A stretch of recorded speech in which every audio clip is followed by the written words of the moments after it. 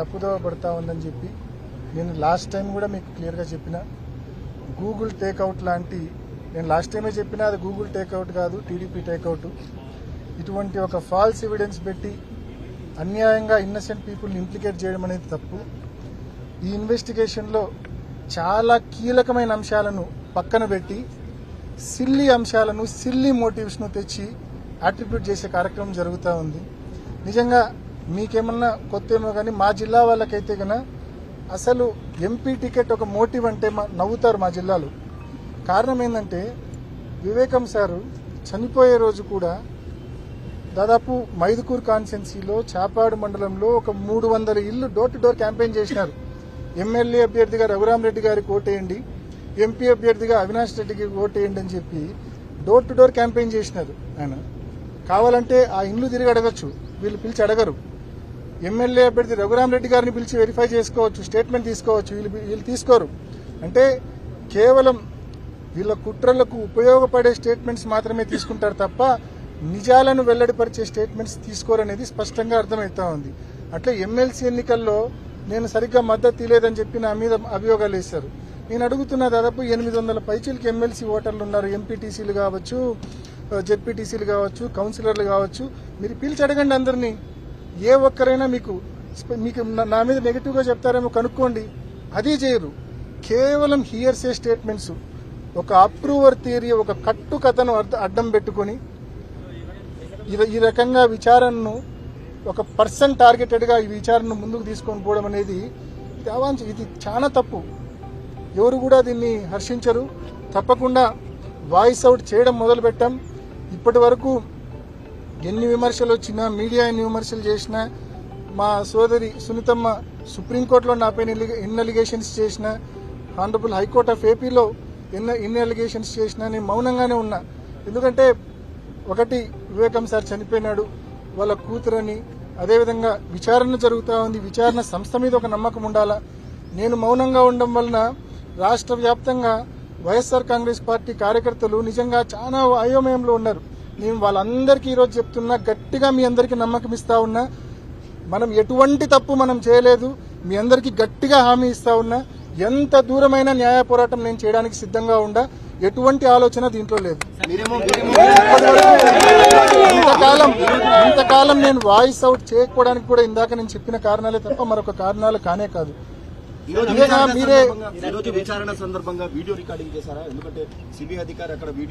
నేను last time నీకు చెప్పినా కదా, జస్ట్ లైక్ ఫస్ట్ 2 times మాదిరి ఒక ల్యాప్టాప్ నన్ను మాత్రం ఫేస్ చేస్తా ఉంది. I don't know what it meant. మీకు లాస్ట్ టైం కూడా ఇదే ఆన్సర్ నేను ఇచ్చిన, మళ్ళీ సిమిలర్ థింగ్. ఇది వచ్చిన వెంటనే మేము ఇట్లా హైకోర్టులో ఇష్యూ నడుస్తూ ఉంది, హైకోర్టులో డెసిషన్ వచ్చే వరకు వెయిట్ చేద్దామా అంటే అది అదే ఇది ఇదే అని చెప్పి లోపలికి తీసుకొని ఇన్వెస్టిగేషన్ చేసినారు. నేను ఒకటే చెప్తున్నా, ఇప్పుడు సుప్రీంకోర్టులో మా సోదరి పిటిషన్ వేశారు.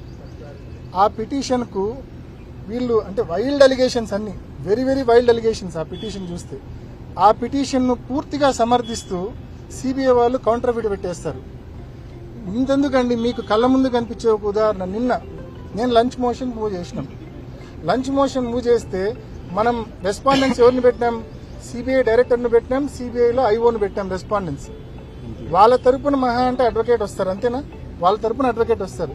కానీ లంచ్ మోషన్లో 2 గంటల కల్లా సిబిఐ వాళ్ళకంటే ముందు మా సోదరి తరపున అడ్వకేట్స్ వచ్చినారంటే ఎవరు సమాచారం ఇచ్చారు? సిబిఐ వాళ్ళే కదా. సిబిఐ వాళ్ళకు నోటీస్ వచ్చిన వెంటనే చిట్టుకుమని ఇన్ఫర్మేషన్ ఇస్తారు. ఆ రోజు సుప్రీంకోర్టులో కొల్యూడై పిటిషన్ వేస్తే పిటిషనర్కి అనుకూలంగా రెస్పాండెంట్ సిబిఐ అనుకూలంగా మరి కౌంటర్ వేయడం జరుగుతూ ఉంది. కోర్టులను కూడా తప్పుదావ పట్టిస్తా ఉన్నారు.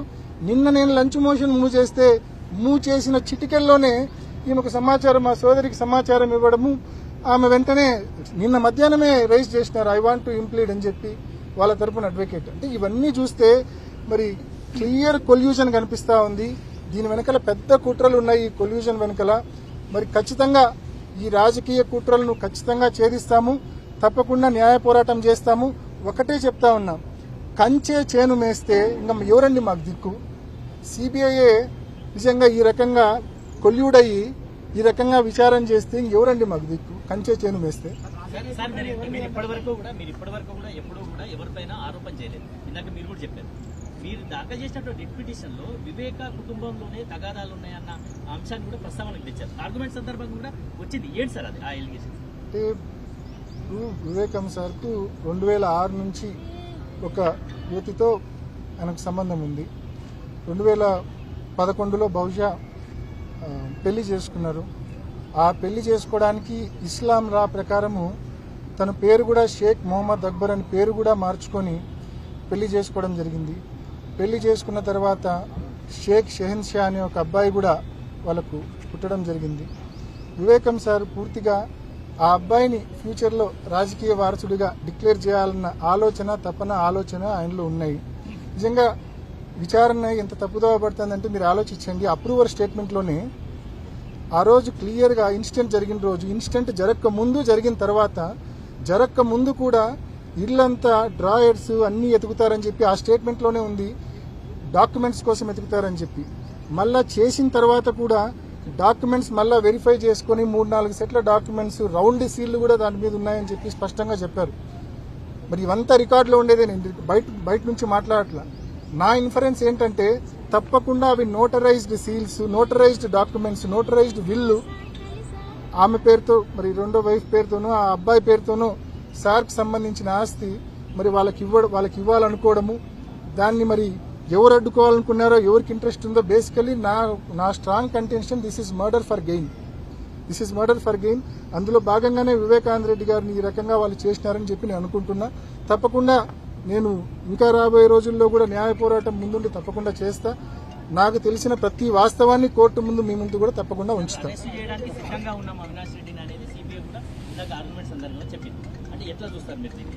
నేను దాకా మీకు చెప్పినట్టు కోర్టులో జరిగిన ప్రొసీడింగ్స్ నాకు I really don't know. Once I learn అంటే తెలుసుకున్న తర్వాత వాటి గురించి మాట్లాడతాను. బేసికల్ గా ఈ అప్రూవర్ థియరీనే కట్టుకథ. ఇప్పుడు ఉదాహరణకు ఆ అప్రూవర్ థియరీలో మీరు చూస్తే స్టార్టింగే ఆ గొడవ ఎట్లా మొదలైందని చెప్తారంటే అప్రూవర్ స్టేట్మెంట్లో 8 కోట్ల డబ్బు రావాల్సి ఉందో వచ్చిందో వాటి గురించి క్వారల్ మొదలైంది అని చెప్తారు.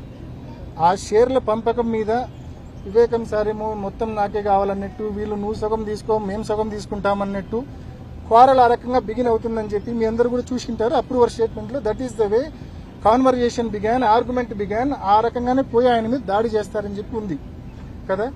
ఇదే సిబిఐ విచారణలో దాదాపు ఆ బెంగళూరు సెటిల్మెంట్కి సంబంధించి 8 మంది విట్నెస్లు LW10 నుంచి మొదలవుతాయి. 8 LW10, 36 మొత్తం ఉన్నాయి నా దగ్గర. 8 మంది విట్నెస్లు చాలా స్పష్టంగా చెప్తారు ఈ బెంగళూరు సెటిల్మెంటే ఫెయిల్ అయింది, ₹1 డబ్బు వచ్చే అవకాశం లేదు, ఆ డాక్యుమెంట్లన్నీ ఫోర్జ్డ్ డాక్యుమెంట్స్, ఫేక్ డాక్యుమెంట్స్ అని చెప్పి స్పష్టంగా 8 మంది విట్నెస్లు చెప్తారు.